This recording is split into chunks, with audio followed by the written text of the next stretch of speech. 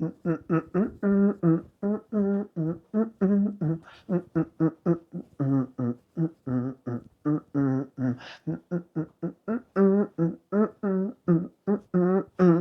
à tous et bienvenue dans cette nouvelle vidéo. Il faut qu'on parle du show de Bad Bunny pour le Super Bowl 2026, le halftime comme on dit aux States, parce que c'est une dinguerie et à chaque fois que je parle du Super Bowl, je dis tout le temps ça, je crois, mais c'est parce qu'à chaque fois les artistes poussent toujours plus loin. Tout simplement le show et celui de Bad Bunny, il est très différent de ce que font d'habitude les artistes, je dirais, et c'est peut-être ça qui fait qu'il a autant marché, même si je sais qu'il est aussi un peu critiqué. Pour autant, Bad Bunny, il a battu des records et il rentre dans l'histoire. Alors, on le savait déjà, d'un point de vue politique, ça ne faisait que parler, notamment parce que le président de ce pays, des États-Unis, Donald Trump, c'est niette. Il ne voulait pas en entendre parler. D'ailleurs, il a fait une contrepartie. Je pense qu'il faudra peut-être que j'en parle dans une vidéo ou pas. Mais c'était inédit à tous les niveaux. Genre un président qui fait contrepartie, un président qui ne veut pas aller voir le show par rapport à l'artiste, un artiste latino qui fait le show. Il y a énormément de choses à dire dessus. J'ai un petit peu compilé les infos. C'est encore tout chaud, donc il y a sans doute des infos que je vais passer à côté. Et s'il faut, je ferai des formats courts. Donc voilà, on va se lancer dans la vidéo. Bienvenue, merci d'avoir cliqué. Et en avant! Pour le show de ce Super Bowl, Bad Bunny a décidé de jouer la carte de l'authenticité. Et moi, je l'ai vraiment senti, cette authenticité, parce que peut-être que tu ne le sais pas, mais Ayala, c'est espagnol. Et oui, j'ai des origines très très proches, puisque c'est directement de mon père, de l'Espagne donc, et j'ai tout le temps baigné dans ça, dans ma famille, en Espagne, tout ça, et j'ai pu le ressentir dans ce show, mais véritablement. Alors, forcément, portoricain, c'est pas espagnol, mais il y a des choses qui sont similaires. La famille, c'est important, le fait de vivre en communauté, c'est important. Il y a plein de choses comme ça qu'on peut revoir dans ce show, et moi, ça m'a parlé directement en tout cas. Est-ce que c'est ton cas aussi? Déjà, une chose à savoir, les premières images qu'on voit quand le Super Bowl commence, enfin le show du Super Bowl, ce ne sont pas des images dans le stade, c'est des images qui ont été tournées en amont, et ces images ont été tournées notamment grâce à un Français qui s'appelle Grégory Aurel. Alors il faut savoir que ce Grégory Aurel a déjà travaillé pour pas mal d'artistes et a réalisé des clips notamment pour Caris avec Or Noir, Basique d'Orelsan, Jimmy de Booba. En soi, le gars, il est rodé, déjà bossé pour un des titres de Bad Bunny. Donc en soi, ils se connaissent, il avait bossé pour le titre Bella Kosso de Resident en 2019. Bad Bunny n'était en soi pas au courant qu'il allait bosser sur ce projet-là, et je trouve ça vraiment cool parce que on a un Frenchie qui a permis que tout ça arrive. Alors attention, hein, il n'était pas seul, il y a toute une équipe, etc. Mais il était dedans, et ça c'est plutôt cool. Il a même participé aussi à certains mouvements de caméra qu'on a pu voir pendant le show. Voilà. Donc quoi qu'il en soit, en gros, le décor, c'était Puerto Rico, quelque part, tout simplement, avec les mythiques, mythiques, c'est pas le mot, canne à sucre. Il y a, de toute façon, c'est une lettre d'amour à, sa vie, ses origines, à Puerto Rico, à tout ça, à la langue hispanique. Enfin, c'est vraiment, mais vraiment, oui, c'est une lettre d'amour à sa communauté, à ses origines. Et je trouve ça vraiment très très fort. Donc, il faut savoir d'ailleurs qu'il y a à peu près, je crois, c'est 380 personnes qui ont joué des herbes folles. Parce que c'était pas que des vraies plantes. Il y avait des plantes, mais il y avait des gens qui étaient déguisés en plantes. C'est juste ouf. Et ça vient tout simplement parce que la NFL limitait le nombre de chariots et de décors qui pouvaient être déplacés sur les pelouses du stade, parce que il faut pas qu'elles soient abîmées, puisque le match reprend ensuite. C'est 13 minutes de show, mais ensuite le match reprend. Ça, on a tendance à l'oublier. Donc ces 13 minutes sont très importantes, mais il y a forcément des limites techniques. C'est aussi pour ça que certains ont recours à des plateformes pour s'élever dans les airs, comme par exemple Rihanna. Comme ça abîme le moins possible. C'est ce genre de choses. Donc il y a tout ça à voir. Le décor est assez minimaliste. Vraiment, c'est des champs de canne à sucre. Il y a une canne casa, il y a 2-3 petits bâtiments par-ci par-là, mais c'est très minimaliste. Je pense par exemple à Kendrick Lamar ou au show de Dr. Dre, on était sur autre chose. Là, c'est paradoxal aussi, je trouve, parce que c'est quand même très théâtral la manière que l'a fait Bad Bunny et en même temps très réaliste, encore une fois. Là où Rihanna, elle avait choisi clairement le show XXL, voilà, le truc vraiment impressionnant. Et là, on a Bad Bunny, j'ai l'impression, enfin, j'ai pas souvenir qu'on ait vraiment vu des shows comme ça, plus naturels, plus réalistes, plus à taille humaine finalement. Souvent, dans ces shows-là, il n'y a rien qui est laissé au hasard. Et même les choses qu'on pourrait se dire que c'est du hasard, ça ne l'est pas. Déjà, première chose, la tenue de Bad Bunny, c'est une tenue faite par Zara. Zara, qui est une entreprise de vêtements espagnole. Donc tout ça, c'est lié. Certains, ça les a étonnés. Et en vrai, moi aussi, quand j'ai appris ça, mais why not, pourquoi pas. Après, Zara, je sais, ces dernières années, est très critiquée par la fast fashion, mais ça n'est pas du tout la seule à être dedans, la plupart tombent dedans aussi, et par certains procédés pour faire ces collections. Mais je ne rentrerai pas dedans, surtout que je ne suis pas assez calé pour ça, et puis ça n'est pas le sujet de cette vidéo. Là où je voulais en venir, c'est qu'il avait un haut où on pouvait voir Ocasio 64, qui est en fait un hommage à Cuchito, qui est décédé et qui était son oncle, et qui était un fan absolu des 49 Heures. C'est ça la dinguerie finalement, parce que le match a eu lieu au Levi's Stadium à Santa Clara en Californie, et c'est le stade de cette équipe, les 49 Heures. Donc c'était un super clin d'œil, et je trouve que en vrai sa tenue à Bad Bunny était juste ouf. Pour revenir sur le décor, puisque j'en ai parlé un petit peu vite fait par-ci par-là, parce qu'en vrai il y a tellement plein de choses à dire et tellement de détails, pour vraiment se rendre compte, ça retraçait vraiment une vie quotidienne classique, je dirais. Alors après ça parlera principalement aux portoricains, même si, encore une fois, il y a certains traits qui me rappelaient quand j'allais passer des moments en Espagne, en famille, même s'il y a bien des différences. Les champs de canne à sucre, par exemple, pas du tout un souvenir que j'avais de là-bas. C'était plutôt champs d'olive ou de clémentine, ou enfin, ce genre de choses. Pas du tout la même chose. Mais, du coup, on pouvait y voir, notamment, donc, les abuelos, c'est-à-dire les grands-pères, qui jouaient au domino. Tu pouvais voir un salon de manucure. Il y a eu un stand de rachador aussi, qui est assez typique de là-bas. Il y a aussi des gestes très très forts, enfin des mises en scène très très fortes plutôt, puisqu'il y avait, on peut voir à un moment donné, des femmes qui posaient à côté de parpaings, et du coup en gros ça symbolisait la reconstruction après l'ouragan Maria. Un terrible moment pour les personnes qui vivaient là-bas. Il y avait aussi donc à un moment donné cette casa que je disais, donc la casita VIP, où dedans on a pu retrouver des guests, notamment Pedro Pascal, Jessica Alba, Cardi B, Karol G.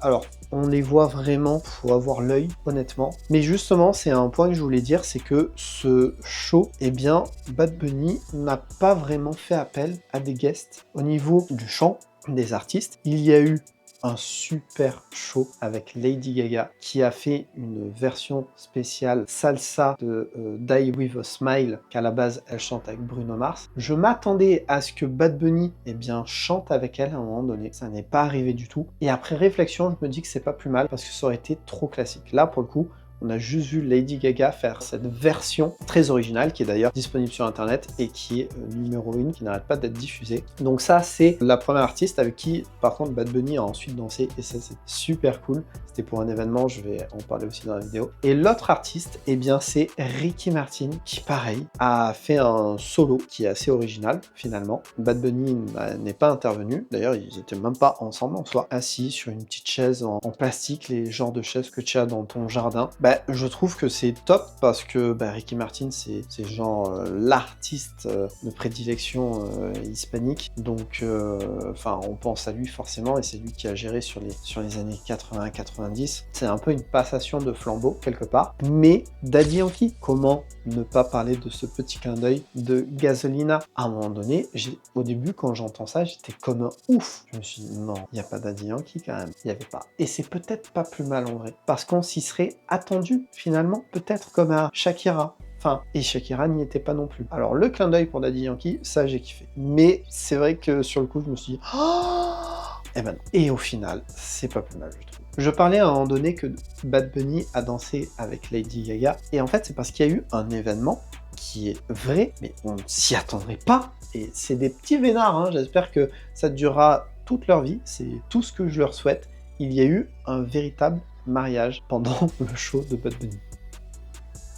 Alors, par contre, j'aimerais vraiment savoir comment ça s'est fait. Est-ce qu'il a fait un genre de tirage au sort? Est-ce que c'est des gens qui sont allés au culot, ils l'ont rencontré, ils ont dit «Ah, on va se marier»? Je ne sais pas. Je suis ultra curieux quand même. J'aimerais bien avoir la réponse. Pour l'instant, je ne l'ai pas. Mais en tout cas, ça s'est fait. On voit la demande en mariage et on voit le mariage. J'ai vu des infos comme quoi apparemment Bad Bunny aurait signé en étant témoin du mariage. Je suis pas sûr que cette info soit vraie, donc je la donne juste comme ça. Mais voilà. Par contre, en tout cas, apparemment c'est un mariage qui est vraiment validé, qui a été fait dans les règles. Donc ça n'est pas du fake. Et ça, j'ai vraiment vu cette info de partout, donc j'imagine que c'est bien vrai. Il y a aussi un autre moment qui est très très fort, très symbolique je dirais même, c'est quand il remet son Grammy Award qu'il avait gagné quelques jours avant, eh bien à un enfant, un mini Benito comme il est appelé, qui est joué par Lincoln Fox, et il est habillé comme lui. Il y a plein de fans qui ont d'ailleurs fait un rapprochement avec une photo où Bad Bunny enfant avait plus ou moins le même haut, il y avait un sapin de Noël derrière lui. En fait, c'est un hommage sans doute à lui, et c'est aussi pour dire aux autres que il faut y croire et il faut rien lâcher. D'ailleurs, c'est ce qu'il dit aussi quand le show commence, que s'il en est là, c'est parce qu'il a cru en lui, en soi. C'est ça le message, c'est qu'il faut croire en soi avant que les autres croient en toi. Et ça, je suis totalement d'accord. La preuve, j'ai un parcours vraiment très atypique et à l'heure d'aujourd'hui, là tu me regardes, mais c'est parce que je crois en moi. Si je ne croyais pas en moi et que j'appréciais pas ce que je faisais en premier, il n'y aurait pas tout ça. Ou en tout cas, j'en serais pas là où j'en suis. Donc je trouve que c'est de très très belles valeurs et un très très beau message. Et d'ailleurs, en parlant de message, on aurait pu s'attendre à ce qu'il y ait des tacles ou des pics durant ce show envers Donald Trump, l'ICE, les États-Unis et même d'autres problèmes dans le monde. Et au final, pas tant que ça. Il y a un moment donné, on le voit monter sur des poteaux électriques, c'est encore une fois par rapport aux problèmes qu'il y a eu avec les catastrophes naturelles dans son pays et aussi des ingérences de l'électricité, de l'eau dans son pays, ce genre de choses. Mais pas de pic direct ou de pic en particulier, parce que certes, à la fin, il y a le Together We're America, où c'est juste magnifique, il y a des drapeaux latinos, américains, tout ça, pour en gros dire que c'est tout ça qui fait les États-Unis. Les États-Unis, c'est une richesse culturelle. Les États-Unis, c'est une richesse au niveau des origines. De toute façon, pas l'oublier, mais les États-Unis ont été construits sur la colonisation faite par les Européens. La France, l'Espagne, le Portugal, l'Angleterre. Ce pays est construit par des étrangers de base, je parle bien. Et je trouve ce message d'unité très très fort, et j'en profite d'ailleurs. Donc, on voit un drapeau français. Moi, là-bas, je me suis dit, c'est un message d'unité. On y voit aussi le drapeau du Canada, etc. Donc, why not? Il y a sans doute tous les drapeaux, ou en tout cas la plupart. Ça serait surtout pour représenter la Guadeloupe, la Guadeloupe n'a pas de drapeau officiel, et donc c'est celui de la France. Là où la Martinique, par exemple, a son drapeau. Donc, apparemment, ça sera en lien avec ça. Après, est-ce que c'est véridique ou pas? Moi, je trouve que ça a du sens et que ça tient. Mais voilà, encore une fois, c'est une info que j'ai trouvée comme ça, qui a l'air d'avoir du sens, donc je la donne. Peut-être, je sais pas. Enfin, en tout cas, je trouve que ça se tient et que le message, il est là. Tous ensemble, on est les États-Unis. Alors là, ça paraît bizarre, puisque moi, je ne suis pas les États-Unis, mais les États-Unis ne sont pas faits que d'une chose, mais de plein d'un ensemble de choses, tout simplement. Et je trouve que sa manière d'amener les choses et d'en parler est tellement plus intelligente que quelqu'un qui aurait pointé du doigt ou qui aurait essayé de casser le système plus violemment, finalement. D'ailleurs, si tu apprécies la vidéo actuellement, n'hésite pas à t'abonner si ça n'est pas déjà fait. Ça me permet de me soutenir, hein, on va pas le cacher. Si tu apprécies à la fin de la vidéo ou maintenant, tu peux liker, et puis n'hésite pas à commenter. C'est toujours plus cool de pouvoir échanger. En tout cas, vous êtes de plus en plus nombreux. Comme d'hab, je le dis, mais c'est une vérité, donc merci. Et faut penser au live Twitch, parce qu'on a regardé en live le show du Super Bowl. Je voulais le mettre sur YouTube et la vidéo était totalement bloquée. Un choix de la NFL, c'est comme ça, même si on voit des vidéos un peu de partout. Bon, en tout cas, je me suis fait bloquer, je peux pas la diffuser. Donc si tu veux profiter des live Twitch pour qu'on puisse parler directement, que tu puisses juste profiter et qu'on voit des shows comme ça, n'hésite pas aussi à t'abonner au Twitch, parce que les lives, c'est là-bas que ça se fait. Et d'ailleurs, les concerts que je ferai, les lives seront sur Twitch et plus sur YouTube. Forcément, pour finir, on va parler chiffres un petit peu, puisque Bad Bunny est rentré encore un peu plus dans l'histoire. Encore un peu plus parce qu'il n'arrête pas de créer des records ou de péter des records déjà existants. Donc là, déjà, pour commencer, ça devient le show le plus regardé des Super Bowl, puisqu'il a été vu 134,5 millions de fois. Hop, hop, hop, pendant que je montais la vidéo, il y a d'autres chiffres qui sont sortis par rapport à ce Super Bowl, et c'est important de faire la différence. Je pense que je ferai une vidéo parce que vous risquez de peut-être pas forcément comprendre. En gros, il a bien fait 134,5 millions, mais c'est le chiffre total de vues et pas sur l'instant T, on va dire. Donc en gros, il n'a pas battu le record. Là, pour l'instant, le classement, c'est toujours Kendrick Lamar en 2025 avec 133,5 millions. Il y a ensuite à la deuxième place Usher en 2024 avec 123,4 millions. À la troisième place, Rihanna avec 121,5 millions, c'était en 2023. Et à la quatrième place, Bad Bunny avec 118,7 millions. C'est le chiffre où il y a eu le taux moyen de vues. Par contre, ce qu'il faut savoir, c'est qu'au niveau des impacts de vente, il a généré plus de ventes de merch sur le stream post-show que Rihanna et Usher réunis. Ça a été le show le plus commenté de l'histoire sur les réseaux Twitter, TikTok, Insta. Donc, il n'a pas battu le record de vues, mais il en a battu d'autres. Mais c'était important de faire le point, mais je reviendrai dessus si besoin par la suite. Mais quoi qu'il en soit, là, c'est historique. Ce qu'il faut savoir aussi, que ça a été un show qui a été pratiquement totalement fait uniquement avec la langue espagnole, qui est une première aussi, forcément. Qui dit, eh bien, le show dit des hausses au niveau des écoutes sur les plateformes de streaming et les ventes et tout ça. Bad Bunny, son catalogue global, c'est plus 260% en plus sur Spotify. L'album Verano Cinti est revenu à la première place dans 42 pays. Il y a Ricky Martin, forcément aussi, avec le côté nostalgique. Les écoutes ont gagné plus 185%. Lady Gaga, donc la version salsa de Die With A Smile, a été mise en ligne, ça je l'ai dit. Et donc elle est déjà numéro 1 sur iTunes US et dans le top 5 global Spotify. Alors, en même temps, c'est vraiment une dinguerie cette chanson. Petite anecdote, que Lady Gaga n'a pu faire la choré avec Bad Bunny que 3 fois. Ils se sont vus que 3 fois. Après, c'était que via des caméras et apparemment via des hologrammes. Voilà. On est vraiment sur des danses où il faut que ça soit vraiment bien fait. Pas ne pas être bien accordé avec la personne avec qui tu es. Ce sont des danses sensuelles, magnifiques. Que 3 fois, hein. Enfin, je veux dire, c'est rien.